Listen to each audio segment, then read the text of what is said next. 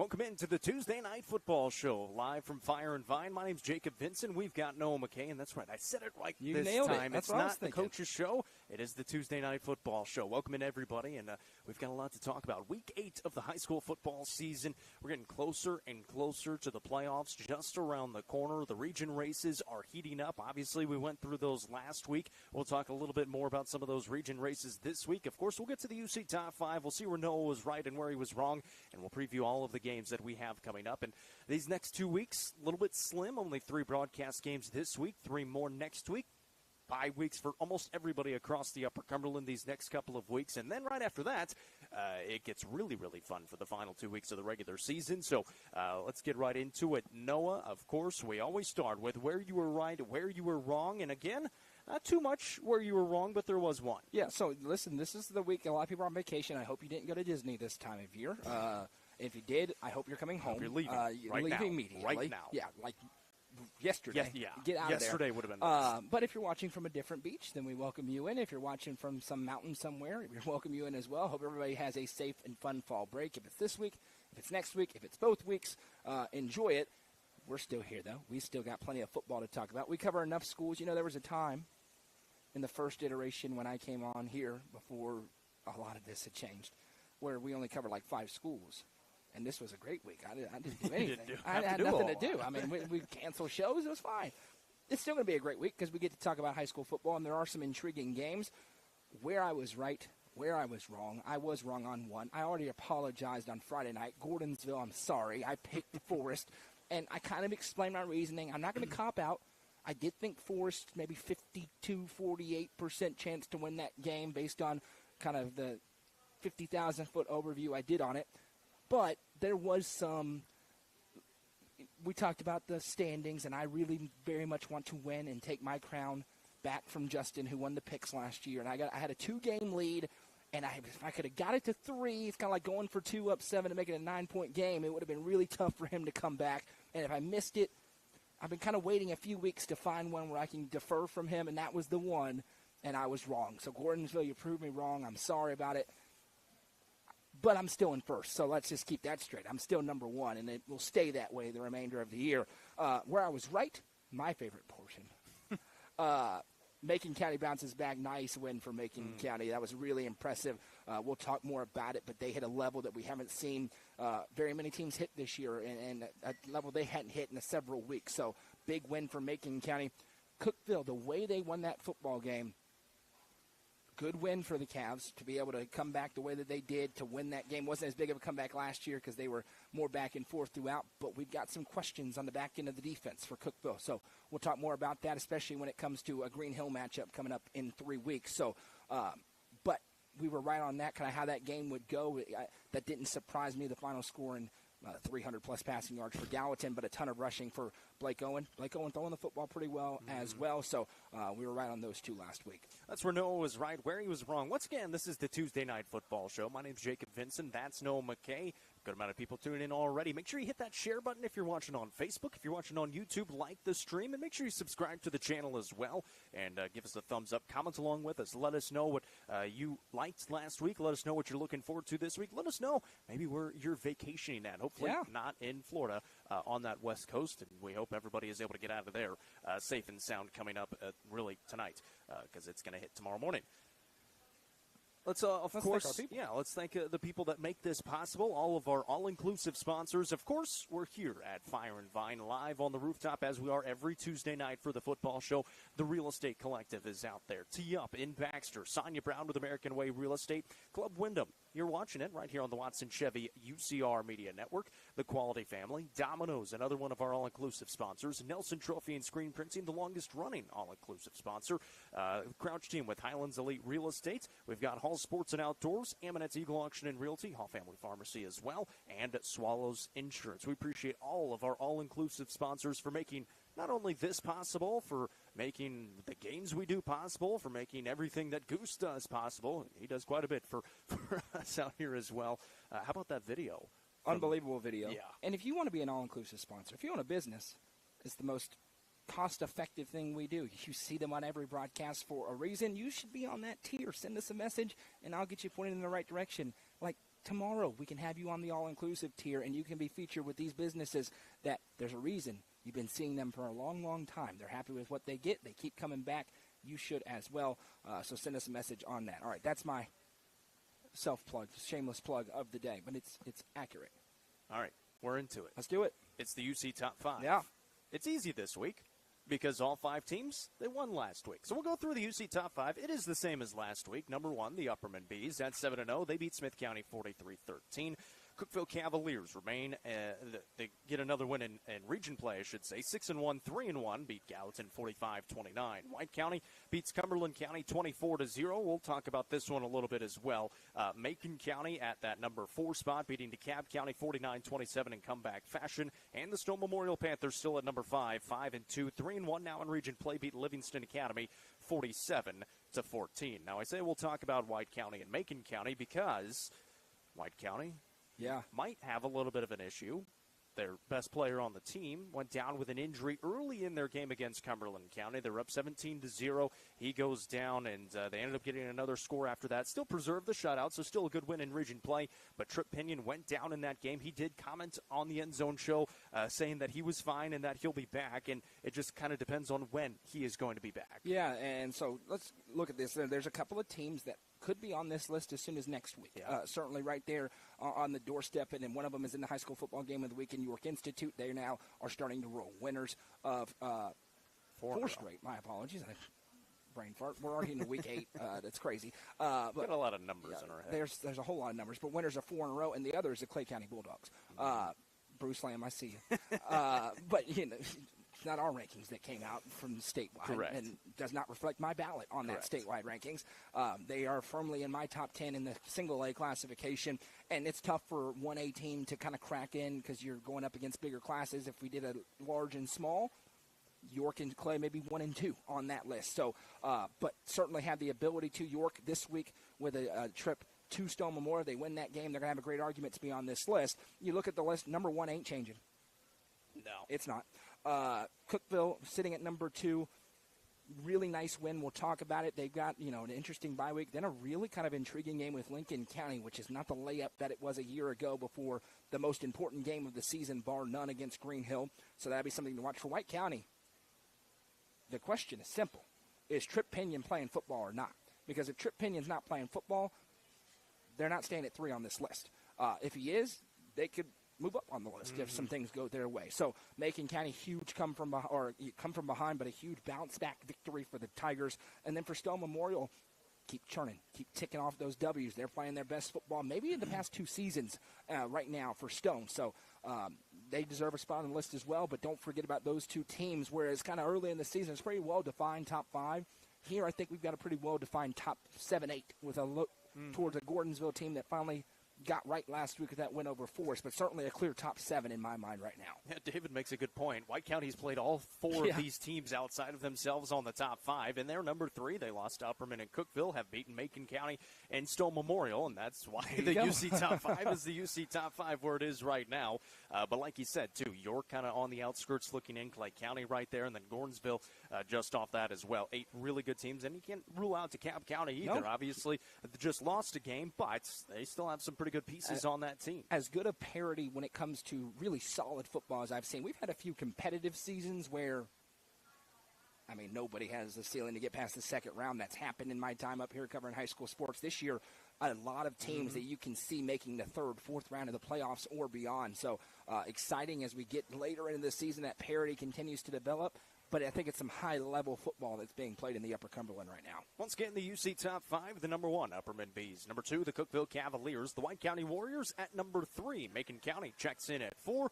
And the Stone Memorial Panthers at number 5. Let us know if you agree, you disagree. If you disagree, oh well. It's not changing. I didn't know where you were going with that, but I love the well. You find it along the way. What's that That's Michael fantastic. Scott quote? Yeah. You just kind of start saying words.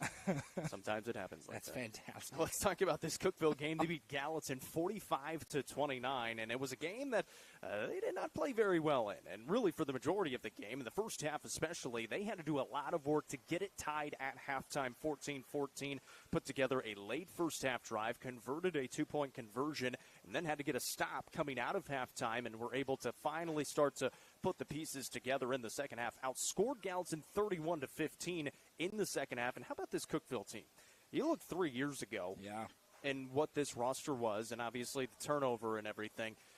They're outscoring teams now. And not just by a little bit. This Gallatin team had only given up 28 points as the most points that they had allowed. Now, they had played in kind of 2 or 3 rainy games where it was kind of tough to get the offense going, but it's a fairly good defensive front especially, and they put up 45 on them in this one. Yeah, and for me, you talk about 3 years ago, this is the kind of game that's a reflection on the culture that's been instilled in Cookeville by Coach Hennigan and his staff and the players who bought in. Some of these seniors, Blake Owen, I mentioned a couple of weeks ago, I remember Blake Owen's first start as a freshman, where he was just, not very big.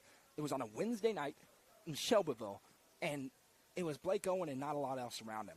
And to compare that to a guy who just accounted for just under 400 total yards on Friday night shows you the development of this program.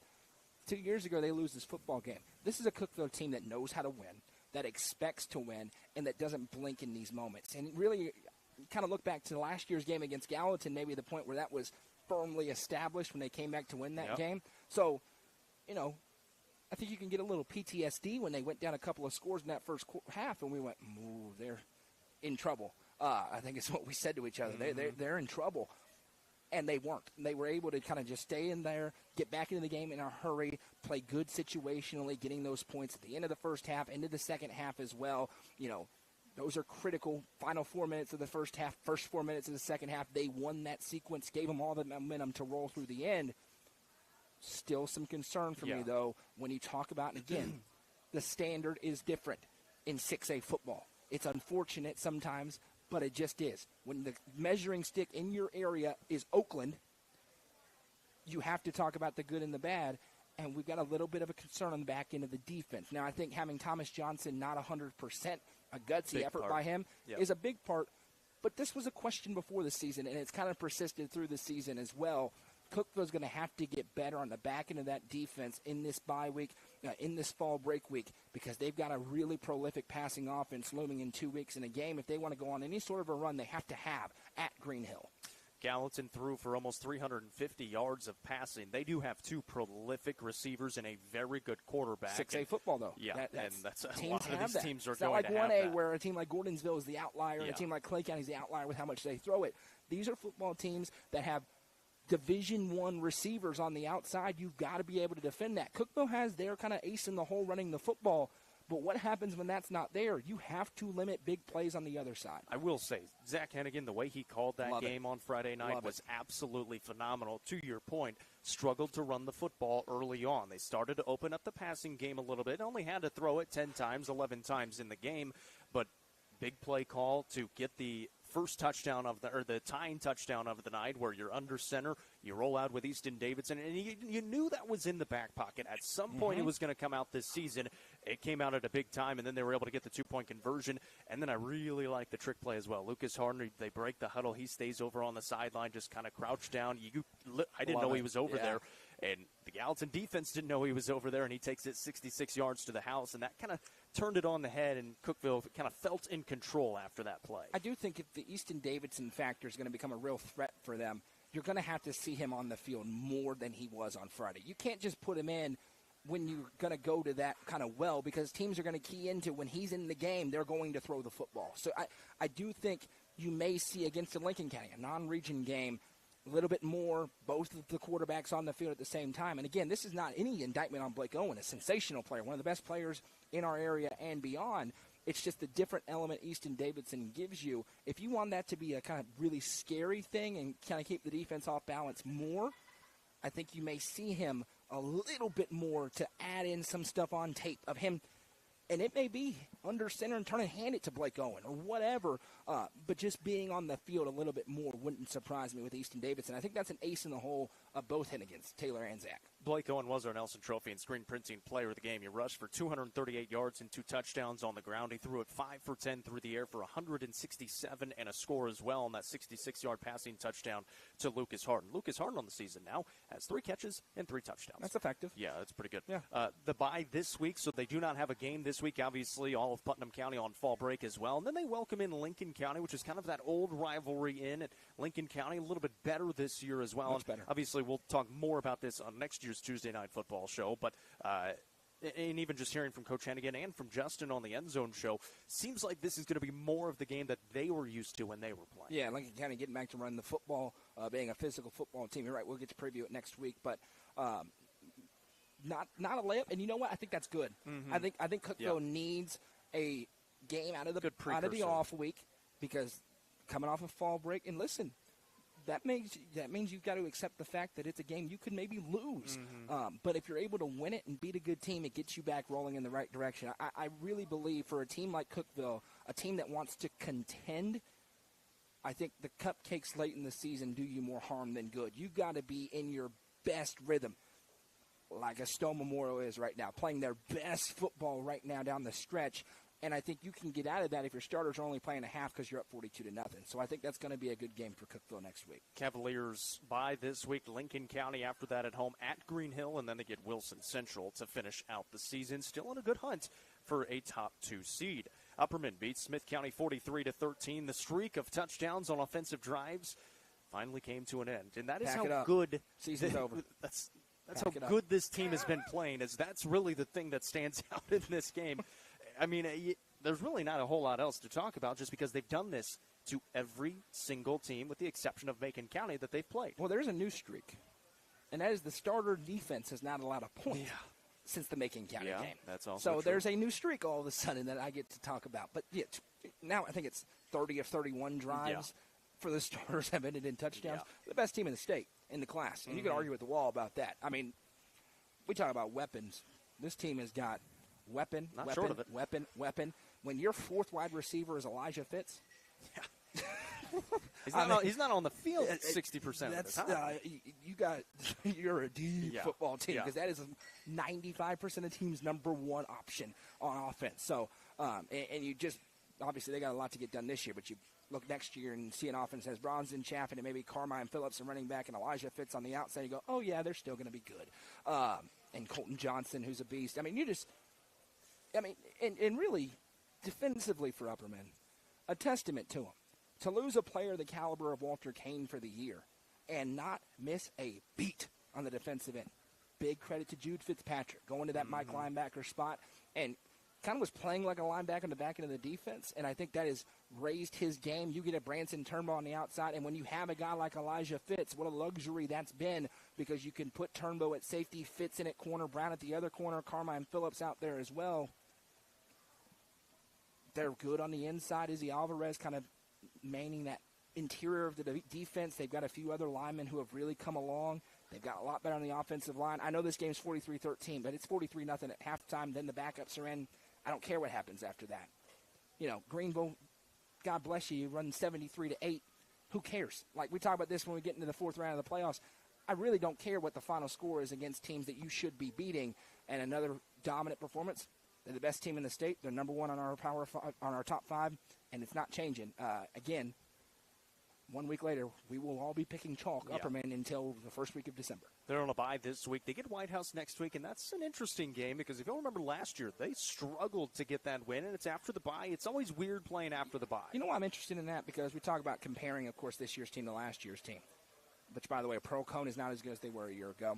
Anderson County maybe a little better than they were a year ago. We'll see. Marshall County, a team out west that we're going to see them play Pearl Cone. Probably. Going to be interesting. Haywood, those three kind of you feel like one of those three is going to come out, and then Upperman, Anderson County, Greenville going to come out of the east. Maybe Elizabethton. Yeah, and just like Elizabethton, we say, hey, Macon County, Sparta, you can't forget about those two. But those feel like the favorites. Last year, a little bit sluggish, right? Last year, Upperman beat Fayetteville by way more than they did last year. They beat Lebanon by way more than they did last year. They beat Smith County by way more than they did last year. Can they look way better than they did against White House a year ago, a team that I think is pretty level to who they were a year ago? Another measuring stick for them coming up next week if they can if they can run and clock them because that's what they're doing to everybody right now. Let's talk about the Smith County team because they've got an interesting game this week. They're hosting Jackson County in a Region 3 2A battle. Jackson County 5-2 on the year. Smith County falling to 1-6 after the loss to Upperman. But for Jackson County, how about the start of the season that they have had? Now, again, obviously very different schedule than what Smith County has played this year, but you've said it multiple times. You play who is on your schedule, Indiana Hoosiers, and that's all you can do. Now you're 5-2 getting into the latter part of this season, but this is a huge game for both of these teams. The winner of this game could go to the playoffs. Yeah, the winner of this game could get up to the 3 seed if things go your way. So that's on the board for you. This is very interesting. I've talked a lot about Jackson County, all the credit in the world to the staff and the players. This, to me, is the textbook game of in high school football. You cannot just look at the records. Because this is, 5-2 versus 1-6, and I think there's a possibility that we all pick Smith County in this football game. Smith County, for me, the season starts now. I mean, the schedule has been freaking brutal for a young football team, right? If they play Gordonsville in 2 weeks, I think Gordonsville's probably still the favorite, but it may be a different game than it was in week number 1. Then you get a DeKalb County team that was playing so well. You get Macon County, who's playing so well, right? You get Upperman last week. So East Robb, who they competed with, they just were a little bit outmanned in that football game. That's not going to be the situation on Friday night. So if Smith County can stay bought in and stay engaged, Smith County has the path to the 2 seed. Now, probably aren't going to get there because Westmoreland looks sensational. They just beat East Robb at East Robb. But Smith still has Westmoreland. They still have a couple more region games. So for me, the last 3 games of the season here for Smith County is when their season really begins. But on the other hand, an opportunity for Jackson County to say, forget about next year, we've arrived right now. Because if they go into the hole and win this football game, going to make the playoffs. And in my opinion, no doubt about it, they're going to make the playoffs. They ensure a winning record. With how young this football team is, that's an opportunity to make a big statement. But that being said, I think this is an opportunity to show for Smith County who you really are. You still have Riley Martin. You still got some good receivers on the outside. Right? You still got Wyatt Claywell. So this is a team that I think is primed to make a statement. And I talked 2 years ago, Stratford was the team. It was either Stratford or Summit. I think it was Stratford, who was like 2-8 and won 3 playoff games. And everyone went, what the heck happened? I'm not saying Smith County is going to win 3 playoff games, but if Smith County gets to the 3 seed, don't be surprised if they win at least a playoff game. They are victims of their schedule. And the last thing I'll say, and this is not you mentioned it, you can only play who you've played and who you're scheduled to play against. But I firmly believe if Smith County had Jackson County's schedule, they'd be 5-2 right now. It means we should have a great football game, but you can't just look at the records in this one. Non-broadcast game, but one we definitely wanted to highlight. Obviously a big one in Region 3 2A, and one that we'll be paying attention to throughout our 3 broadcast games coming up on Friday. Huge credit to Jackson County, because none of us thought this was coming, them to be 5-2, and their ability to win the way that they have and to do what you should do against quote-unquote lesser competition. Hammer them, blowouts, leave no doubt. This is the first game, and I kind of think similarly to what we talked about with DeKalb County before the Stowe Memorial game. It's kind of your first game to really see where you measure up within your own classification, because they got blown out by Westmoreland, but Westmoreland looks like a potential state championship team. Certainly a third-round team. They may have a rematch with East Robertson there. And Clay County looks like a potential state championship game 1A team. Those are your 2 losses. Here's your first chance against a team from generally in your backyard to see how you measure up. So I'm really interested, to your point, to see how this game goes. White County beats Cumberland County 24-0. The big thing that happened in this game, Trip Pinion goes down with an injury. Again, he commented on the End Zone show, said he was good to go. There were a lot of questions and a lot of prayers sent out for him, obviously. He's one of the top players, if not the top player in our area. And so we were all wondering how he was going to be. We'll see if he plays this week. He doesn't have to, because it's a non-region game at Christian Academy in Knoxville, and then a bye week next week. And then they get to DeKalb County after that on the road. So obviously you want him 100% for that game. But they win 24-0. But the offense, and we heard from Coach Dodgen throughout the game, really slowed down when Tripp was out. We're going to talk about CAK coming up here. But within this game, this is a White County team that looked completely different offensively without Which makes Trip sense. Pinion. Makes total sense. A lot of pressure on Tucker. Tripp's younger brother, if Tripp is missing a game or several, especially with that DeKalb County team coming up that's going to be playing with their hair on fire. And I love Tripp. I love Tripp's competitiveness. It doesn't surprise me at all that he commented that. I have no clue if that's going to be the accurate statement. And again, I've not talked to anybody from Sparta. We don't know anything for sure. What we said on Friday night's the same thing I know now. He was getting checked out on Saturday. That's all I know. So I'm not going to speculate on what it is and how hurt he is and if he's going to miss a bunch of time. All I know is if he misses a bunch of time, the calculus changes immensely, immediately. Now, this is a team that still has got some dudes, right? Cole Sims, a lot of pressure goes on him. Tucker Pinion, you're going to see him. JoJo Dow, of course, Demarius Dow, Antonio Purvis, they've got dudes. But it takes away your nuclear shot that you've got in your arsenal. And it'll also, if he misses multiple games, that DeKalb County game in particular, that gives DeKalb new life because they're going to sit there and say, hey, all of a sudden Sparta could lose their last two games. They could lose to us and they could lose to Livingston, and then we're in. Region 4-4A, in large part from that 2 to the 5 seed, is going to be dependent on whether Tripp Pinion plays, I think, the last 2 games of this season or not. Now, if I'm a betting man, if he can walk, he's going to play. Yeah.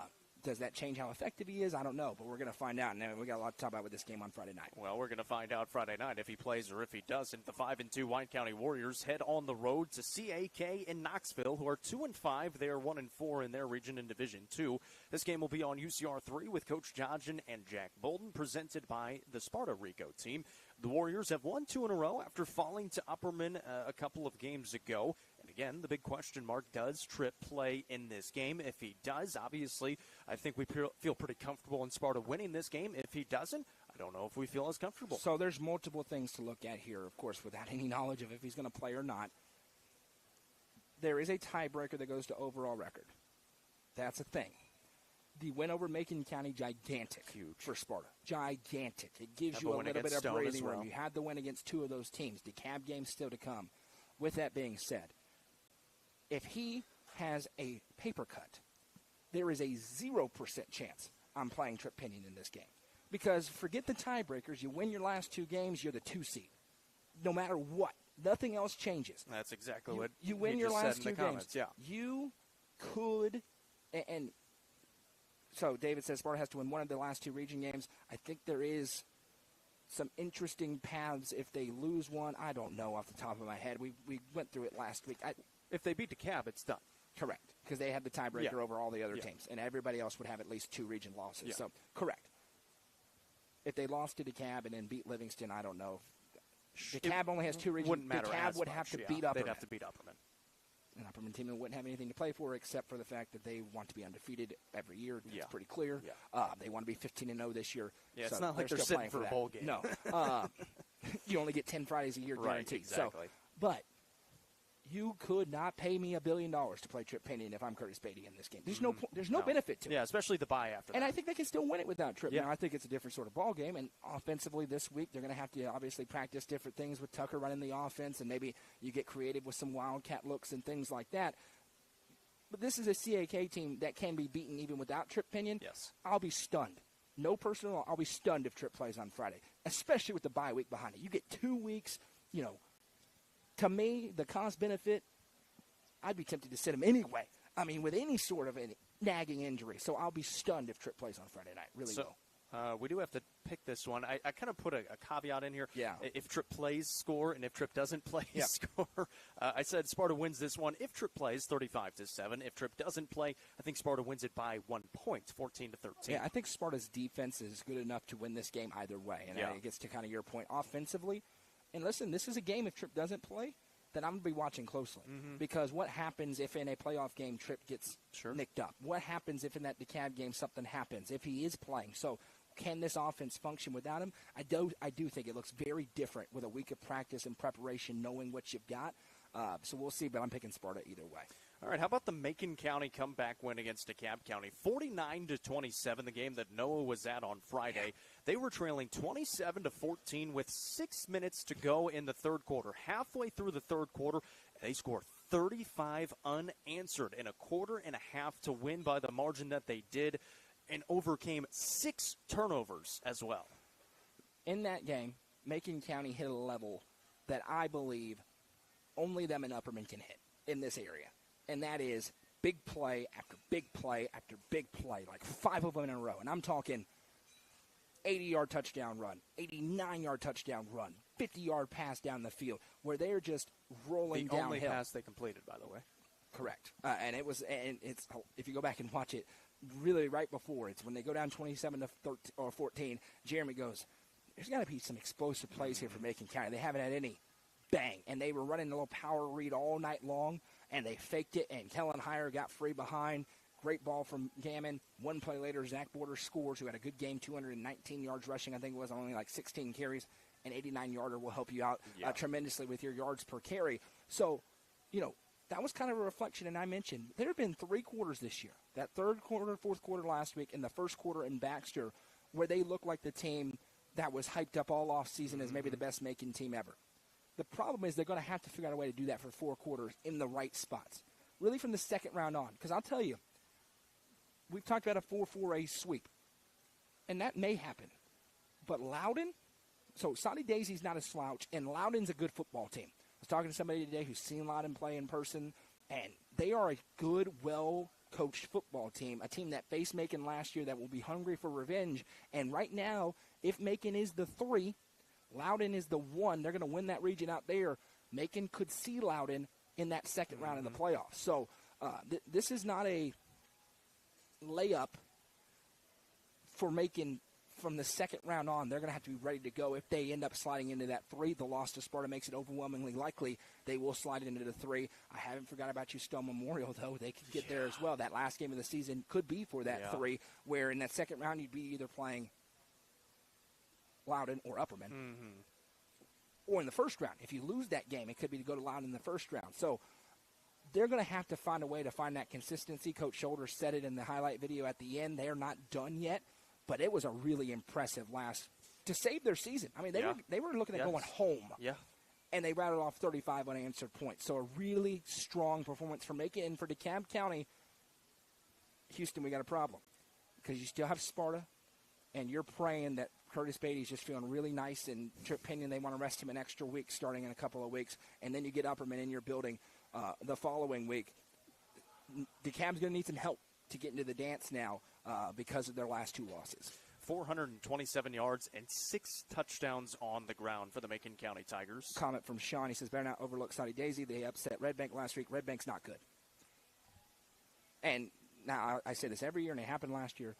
All the records down there are pretty good. They don't play anybody in that Chattanooga region. They don't play anybody. Yeah. So Stone Memorial and Upperman each scrimmaged, and you don't put a ton of stock into scrimmages, but you can in this respect. Each scrimmaged Ray County and destroyed them, and Ray County destroyed Red Bank. Red Bank is not good. Remember what Macon did to them last year. When we're talking about the rest of these teams, and they're a decent football team, but compared to these Region 4-4A teams, Saudi's decent.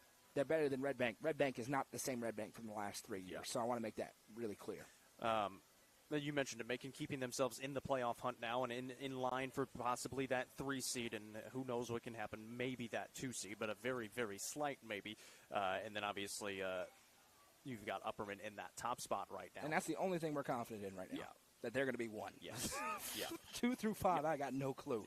Yeah. The one big number in that game that really sticks out to me, 6 turnovers. 5 fumbles, 1 interception, and they win by the score that they did. I didn't remember that many. I remember 3 These fumbles. are off of Macon stats, so too. I know they had – I don't know if it was actually 6. I remember 4.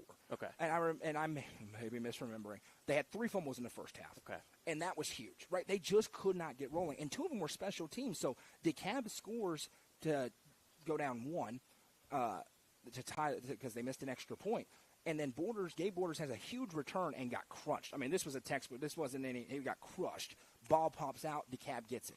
Then there's a punt, and it's iffy. I know I said it on here. It's on the highlight reel. Braylon Flowers actually touched the punt, but you left it in the hands of the official. When you go up to one that's rolling, DeKalb gets it on the 3. And then Gammon's being sacked. Great play by the Macon County – or the DeKalb Tiger. Rips the football out. 3 fumbles. Macon moved the ball pretty well all night.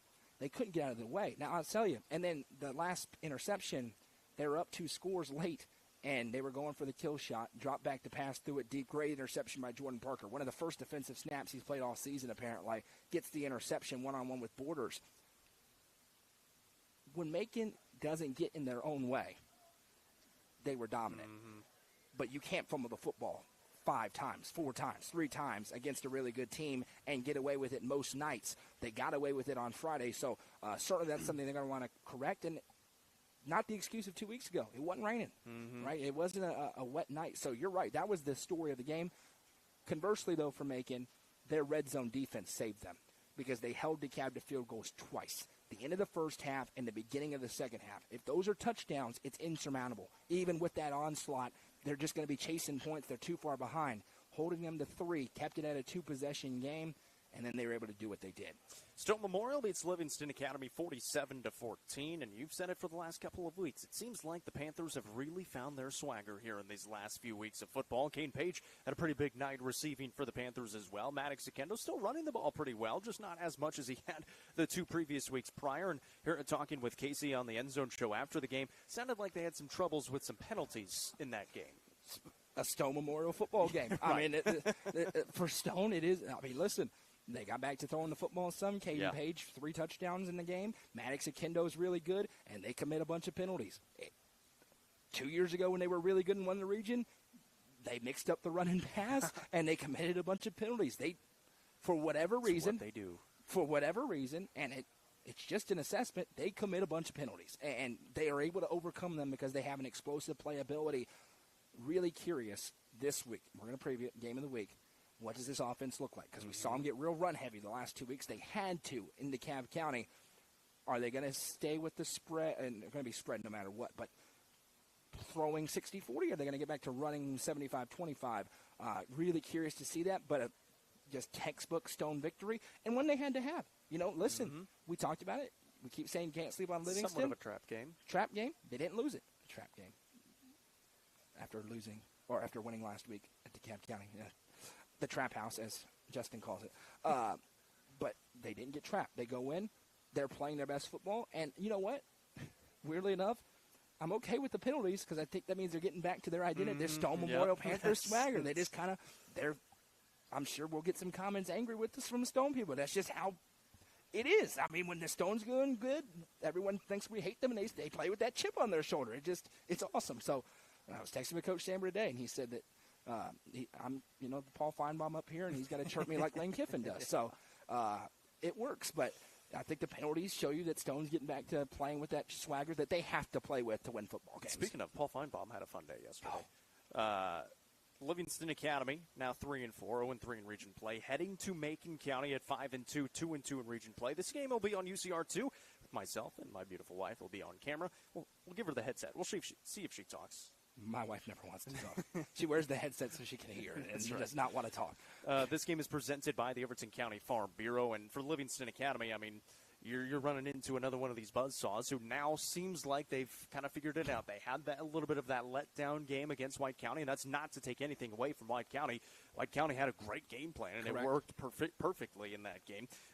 But they bounced back, and again, we're down fairly big, down a couple of scores, and able to come back in that game. I still can't get over 35 points in the last quarter and a half. That's just insane. But now you have to, and this is a Livingston Academy defense that has been gashed by Region 4 opponents. 40-plus points in each of their 3 region games so far, and all very run-heavy offenses with the exception of DeKalb County, who can run it pretty well, and they did in that game against Livingston Academy. Now you're taking on a Macon County team that has 2 running backs that rushed for over 150 yards last week. Livingston has to get out healthy here. Yeah. They are a victim of this region, and we talked about it early in the year. It's just really tough when you're trying to kind of find your identity and what you're doing out there when your quarterback gets hurt, obviously, but then when you're facing the number 1 ranked team in the state, another top 10 team in the state, another team that should be a top 10 team in the state coming up to finish out the regular season. So for Livingston, really for me, and really conversely for this other team, the game that matters in my mind is the Cumberland County game. If you're Livingston, you got to find a way to beat Cumberland County. If you're Cumberland County, you got to find a way to beat Livingston. Those are the 2 teams kind of battling to build momentum into the next season. It's just tough when you have to go to a Macon County team and also a Macon County team that cannot afford a slip-up, right? They simply cannot afford. They can't lose another game. They cannot lose another game, and if they drop another game, could be sayonara.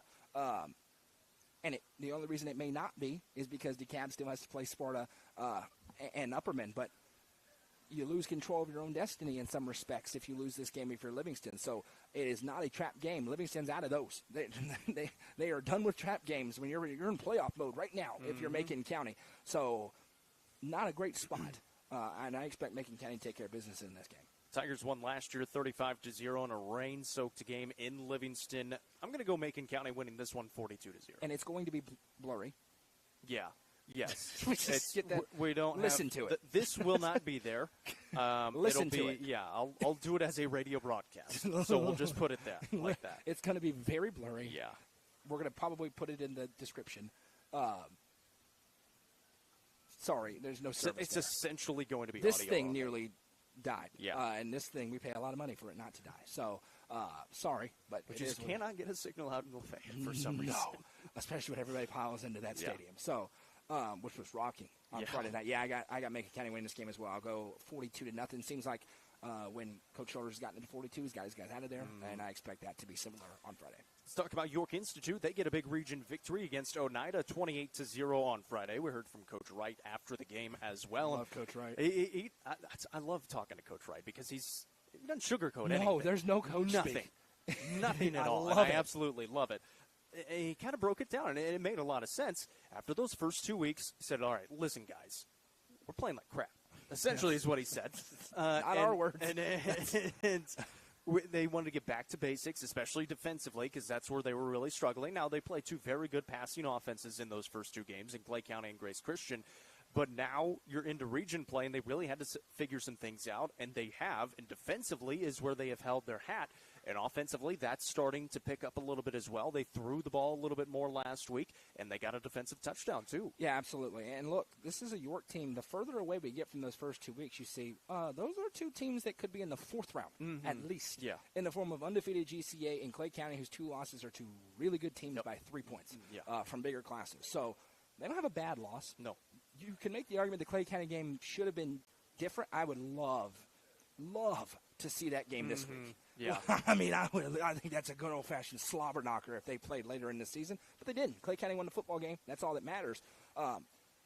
They are taking care of business. Now, that being said, they're about to take a big upkick in competition. Yes. Here's what I love about what York does with Coach Wright.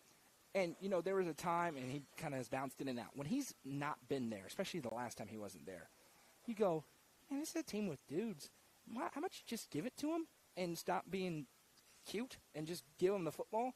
And they got a dude. Logan Pinnell's a dude, right? Yeah. Miles Leffy was a dude, and here's Another what they did. 100-yard game. Miles Leffy, go play. Logan Pinnell, go play. And you know, I watched the Livingston game today as I'm getting ready for the broadcast. Believe it or not, I do watch some tape. And you know, wasn't a ton of wing. They do the wing T stuff, but it wasn't a ton. You got some gun stuff with Tipton. Yeah. But what do you need to do with a guy like Logan Pinnell? Get him in space. Give him the ball. Give him the ball and get him in space. Yep. And they do that really well. But Blake Boyles is a good player. I really like him the last couple of years. Lake Drake, really like Lake Drake. So this is a team. Did they lose a lot from the previous couple of years? Yes. Did we think there was no chance they were a fourth-round team? I'll own it. Absolutely. To me, right now, pick one, they're a fourth-round team that gets Westmoreland or East Robb with a trip to go to the state championship game on the line. Now, some of that's path, no question about it. But in the 2A classification, especially this year. Correct. They've got, unfortunately, but Yeah. correct. They've got weapons. They know who they are. They found their identity in that bye week. They're leaning into it, and you see the expansion coming off of that. They're not getting away from who they are, but we've heard from Coach Wright saying, hey, we've got a passing game hidden in there. We just haven't had a chance to test it out. They throw it 13 times, and they don't have to throw it 13 times. If they can throw it 8 or 9 and complete 6 balls, right? They threw 13 times, completed 6 balls for 71 yards and a touchdown. Don't want the interception. That is enough that a team has to respect it, which opens more running lane for these backs. I really like what's happening in Jamestown for Coach Wright right now. Tanner Talon had a really good stretch as well. He goes on a long rushing touchdown, and then immediately after on the next, I think it was 2 plays later, he takes a pick six back about 39 yards, and that really put the dagger in. Because at that point, before his rushing touchdown, it was only 14-0. They scored 14 points in the second quarter and 14 more in the fourth. And it's so easy to forget, but this is true, and it's true around the area and beyond. York's good at nearly everything. And if you're good in nearly everything, it's because you got a good athletic department, and it also means if you're a 2A school, you got a lot of multi-sport athletes who are really good. Yeah. So York loses a ton of credit to them, though, for being really competitive and not just like, oh, yeah, they're beating up on bad teams. No, I think this is a team that's for real. And we'll see what happens with We'll find out in Stone. the next 2 weeks. And we'll see what happens with Friendship Christian. Right now, I'm definitely picking them to beat Friendship Christian. We're going to talk about the Stone game. That's very interesting. But 2 games they don't have to win, but they certainly could. I love what's happening with you. That's kind of the fun thing for York. Their bye's out of the way, so they don't get a rest anymore. They got it, and they needed it when they had it in Week 3, and they've been able to win 4 games in a row since that point. But now you get Stone Memorial, and you get Friendship Christian. Friendship Christian is at least at home, so that makes it a little bit easier. Let's talk about this high school football game of the week. York Institute now 4-2 on the season, 3-0 in region play, traveling to Stone Memorial, 5-2 on the year, and 3-1 in region play. This will be on UCR Facebook, YouTube, everywhere that you can watch football. Noah McKay, Jeremy Tallison, and Hallie Ledbetter, presented by Beatty Lumber and Birdie's Lounge. And as we get ready for this one, both of these teams coming in on winning streaks. York has won 4 in a row. Stone Memorial has run 3 in a row, and both of them seems like they have found their stride. And for Stone Memorial, they haven't played at home in a while. It's been since September 12th when they lost to White County the last time they had a home game. It's one of my favorite kinds of games because I got no freaking clue. I love games where I really have no idea how they're going to go. Kind of similar to last year's game. We were in that same position. It was 14-7. It ended up being a really good game. And 2 teams that are kind of similar in some respects and very different. We think about Stone as this kind of wide open, flying around the field football team, and York as the ground and pound. But Stone's got a really good back they lean on in the form of Maddox Akendo. York's got a really good back that they lean on in the form of Logan Pennell. Quarterbacks coming into their own in new systems in Noah Potter and Nathaniel Tipton. So other key pieces. You talk about a Blake Voiles. You talk about a Lake Drake. You talk about a Caden Page on the other side. You know, I like how these 2 teams kind of mirror each other in those respects. And 2 teams that are really coming on at the right time. They're both playing their best football. So you jump out of the region. Obviously, there's some history here. Derek Samber used to be the head coach at York, so we know about all of that. Fairly close to each other as well. I love the fact that this game is played, especially this week when everybody else, a lot of other people are on their off week. So super interested to see York or Stone gets back home for the first time in a while. And I'm going to challenge the York fans. Now, they are hampered a little bit by the fact that their stadium is way too big. When they built it, I don't know why. It was also a they built Thursday game last time they played there. But this is not just that, okay? We got to show up, all right? And I know the people who love to chirp me are going to show up, and I love it, right? And the diehards. The community there, like Fairfield Glade, we're down the street. Let's come out and support some young athletes. I think. I assume. It's in his backyard. He's kind of crazy, though. He may go somewhere 100 miles away. He's about that life. So, might go to Smith County. Yeah, who knows? Why not? He probably will like to go to that game. But, we need a crowd here, Stone. So, Jamestown's going to bring theirs. And I'm gonna kind of challenge, and I don't expect it to be full. Again, I think that's unfair for a 4A team to have that huge place. We've got a really nice grandstand facility. Hopefully the field's better. That's a frustration point for a lot of people. We need that field to be better, and they're trying, but not playing on it for 3 weeks will help as well. Yeah, absolutely. I'm challenging you, and you can clip this and send it out, because if you don't show up, I'm gonna call you out. I'm gonna call out the fan base on air. I'm gonna need people to come to this game. If you're on a bye week and you maybe don't have a game to go to, you're staying home. Great one to come up and just watch a fun football game. We're going to be there, but I need you to be there too. These athletes, they're both teams playing great football. Again, Jamestown's going to show up. Yeah, I need our people in Crossville to show up at this game and support the Panthers in particular. It'll be interesting to see kind of how Stone Memorial attacks this game as well, especially offensively against Meigs County and DeKalb County, really focused on running the football. And against DeKalb County, they had to. It was raining really hard, and you couldn't really throw it through the air. Mixed it up a little bit more last week, looking through Caden Page through the air, a lot more last week against Livingston Academy. But you've got Maddox Akendo. I would expect him to get the football a lot. Logan Pennell is going to get the football a lot. He's averaging over 130 rushing yards per game. Another game last week, I think he had 16 carries, 100 yards, and a touchdown on the ground. But you're also, like you said, getting some more of those guys in there. Tanner Talon had a rushing touchdown. Nathaniel Tipton throwing the ball a little bit more for York as well. And it's also a York defense that in region play this is going to be the most that they've been tested since those first 2 weeks. Now, obviously, you've kind of had 4 games to really get that defense ready, and that is what you really focused on in the bye week. This is a great team to test that defense against in Stone Memorial. They need this game. I think York really needs this game because you talk about the rest of their schedule. They need this week and next week. They have not faced Murderers Row the last few games. So you get Stone Memorial, you get Friendship Christian, you get a huge game with Polk County and Wartburg. I don't remember the order of that game off the top of my head. They're going to beat Wartburg by 1 million. Yeah. But that Polk County game matters a ton. That's the region. It's going to be your region championship game. So, they need to be sure that they're playing their best football. Mm-hmm. And this is a way to ensure, and wherever you have deficiencies are going to show up in a game like this. Conversely, the thing I really like for Stone within this matchup is I thought there's been times where we've said, are they the most physical team in the world? They found a level of physicality for the game I was at against DeKalb County that I hadn't seen in a while with the Panthers. And part of that is the youth, and they're growing up on that offensive line. Had one of their top offensive linemen as well. Absolutely. But they found a level in that game without him, quite frankly. And getting Eldridge back will be huge if they can get him back at some point this year. They found a level of physicality, and there's nothing like being able to move the person across from you to kind of say, hey, this is fun. I'm going to do this again. And when you face a York Dragons team led by Coach Wright, you got to buckle your chin straps. You're going to get hit in the mouth. Yeah. And Stone is the kind of team recently that's been hitting people back in the mouth. They need to do that to open up lanes for Maddox Akendo. And this feels like the kind of team that's buying into that at the right time. It leads into what I think should be a great matchup on Friday. Last season, York won this game 14-7. I think the offenses probably be a little bit better this year coming into this game. And now, obviously, those were two really good teams last year as well. Who are you going to go with in this one? Yeah, listen, this is one of those I absolutely reserve the right until Friday to change. No question about it. You're right, 14-7 last year, and that was a game where, Stone had a red zone turnover where they tried a halfback pass, kind of backfired. York played really well situationally in that football game, and we were kind of up in the air entering that game. As of right now, I've got a slight lean to Stone Memorial. I could see myself talking myself out of that, though, by Friday, but as of now, I will take Stone. We'll go Stone 28-21 one-score game. I'm going 22-21. Dogfight. 2-point conversion. Ooh. Coach Samber, he likes those 2-point conversions. I think either way, if it comes down to a last-minute touchdown, somebody's going for two. Yeah. I think that's a safe Stone, bet. I don't know if I said that. Stone 22-21. So, yeah, I think it's kind of a toss-up right now. I think the edge, it's a home team. I mean, that's pretty much all. 4A, a little bit deeper. Yep. Other than that,